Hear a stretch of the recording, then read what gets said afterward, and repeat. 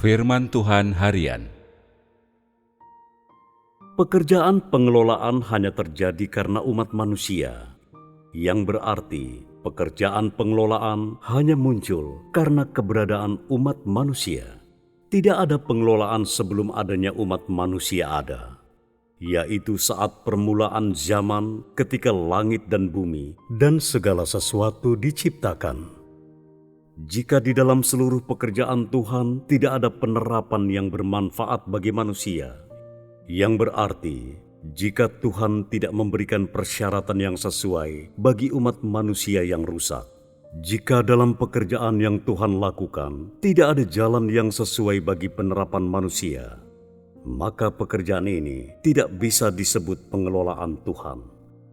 Jika seluruh pekerjaan Tuhan hanya berisi instruksi kepada umat manusia yang rusak tentang cara mereka melakukan penerapan, tanpa Tuhan melaksanakan usahanya sendiri, atau tanpa menunjukkan sedikitpun kemahakuasaan atau hikmatnya, maka seberapapun tingginya persyaratan Tuhan bagi manusia, dan seberapapun lamanya Tuhan hidup di tengah-tengah manusia, manusia tidak akan mengenal watak Tuhan sama sekali. Jika hal inilah yang terjadi, pekerjaan semacam ini bahkan lebih tidak layak lagi disebut sebagai pengelolaan Tuhan. Sederhananya, pekerjaan pengelolaan Tuhan adalah pekerjaan yang dilakukan oleh Tuhan, dan seluruh pekerjaan yang dilaksanakan di bawah arahan Tuhan oleh mereka yang telah didapatkan oleh Tuhan. Pekerjaan semacam ini secara singkat disebut pengelolaan, dan merujuk pada pekerjaan Tuhan di antara manusia, juga kerjasama semua orang yang mengikut Tuhan dengan Dia. Semuanya ini secara bersama-sama bisa disebut pengelolaan. Dalam hal ini, pekerjaan Tuhan disebut visi dan kerjasama manusia disebut penerapan. Semakin tinggi pekerjaan Tuhan, artinya semakin tinggi visi.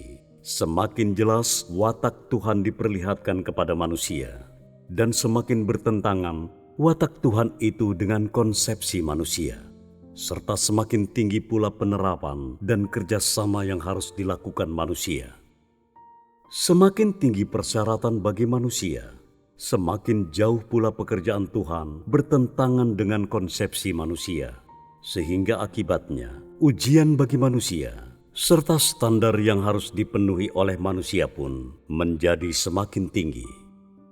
Di akhir pekerjaan ini, semua visi akan menjadi lengkap, dan penerapan yang dituntut untuk manusia lakukan akan mencapai titik puncak kesempurnaan.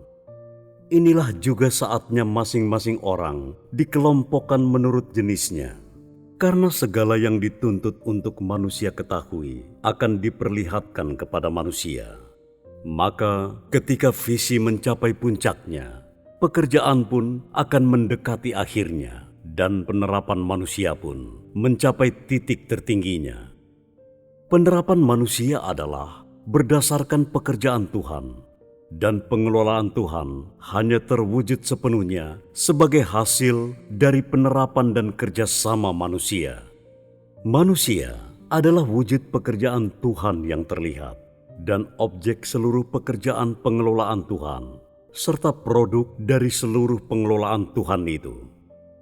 Jika Tuhan bekerja sendirian tanpa kerjasama manusia, tidak ada hal apapun yang bisa menjadi kristalisasi seluruh pekerjaannya.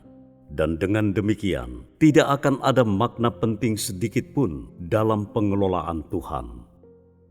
Hanya dengan memilih objek yang tepat, yang berada di luar pekerjaan Tuhan, dan yang bisa menyatakan pekerjaan ini, serta membuktikan kemahakuasaan dan hikmat Tuhanlah, tujuan pengelolaan Tuhan menjadi mungkin tercapai, dan tujuan untuk menggunakan seluruh pekerjaan itu untuk mengalahkan iblis sepenuhnya menjadi mungkin tercapai. Jadi, manusia merupakan bagian yang tidak boleh dihilangkan dari pekerjaan pengelolaan Tuhan, dan manusia adalah satu-satunya yang bisa membuat pengelolaan Tuhan membuahkan hasil dan mencapai tujuan akhirnya. Selain manusia, tidak ada bentuk kehidupan lain yang bisa melakukan peran ini. Jika manusia dimaksudkan menjadi kristalisasi sejati dari pekerjaan pengelolaan Tuhan, ketidaktaatan manusia yang rusak haruslah dibuang seluruhnya. Ini berarti manusia harus diberikan penerapan yang sesuai untuk dilakukan di masing-masing zaman. Dan Tuhan harus melaksanakan pekerjaan yang terkait di tengah-tengah manusia.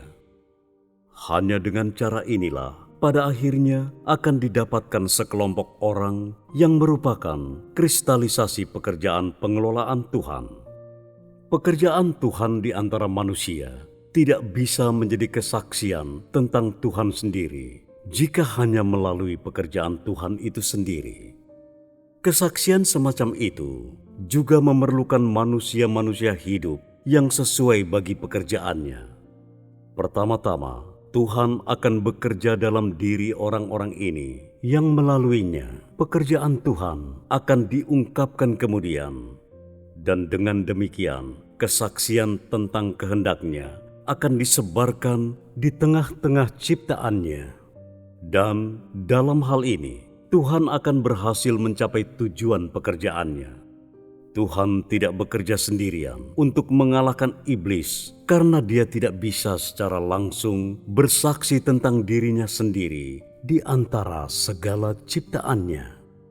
Jika Dia melakukan hal ini, tentu menjadi tidak mungkin baginya untuk meyakinkan manusia sepenuhnya. Maka Tuhan harus bekerja dalam diri manusia untuk menaklukkan manusia, dan hanya dengan demikianlah Dia akan mendapatkan kesaksian di antara seluruh ciptaannya. Jika hanya Tuhan sendirian yang bekerja dan tidak ada kerjasama dari manusia, atau jika manusia tidak dituntut untuk bekerja sama, manusia tidak akan pernah mampu mengenal watak Tuhan dan selamanya tidak akan mengetahui kehendak Tuhan. Dengan demikian, ini tidaklah bisa disebut sebagai pekerjaan pengelolaan Tuhan. Jika hanya manusia sendiri yang berusaha dan mencari dan bekerja keras, tetapi dia tidak memahami pekerjaan Tuhan, ini berarti manusia sedang melakukan lelucon. Tanpa pekerjaan Roh Kudus, hal yang manusia lakukan berasal dari iblis. Ia memberontak dan seorang pelaku kejahatan. Iblislah yang ditampilkan di dalam segala sesuatu yang dilakukan oleh manusia yang rusak, dan tidak ada hal apapun yang sesuai dengan Tuhan. Semuanya merupakan perwujudan iblis. Tidak ada hal yang telah disebutkan yang tidak termasuk visi dan penerapan manusia. Di atas dasar visi, manusia menemukan penerapan yang harus dilakukannya. Manusia menemukan jalan ketaatannya, sehingga dia bisa menyingkirkan konsepsi dirinya dan memperoleh hal-hal yang di masa lampau tidak dimilikinya. Tuhan menuntut agar manusia bekerja sama dengannya, agar manusia sepenuhnya tunduk pada persyaratannya. Sementara manusia meminta untuk menyaksikan pekerjaan yang dilakukan oleh Tuhan itu sendiri, mengalami kemahakuasaan Tuhan, dan mengenal watak Tuhan. Singkatnya, semua inilah yang merupakan pengelolaan Tuhan. Kesatuan Tuhan dengan manusia adalah pengelolaan itu, dan itulah pengelolaan yang teragung.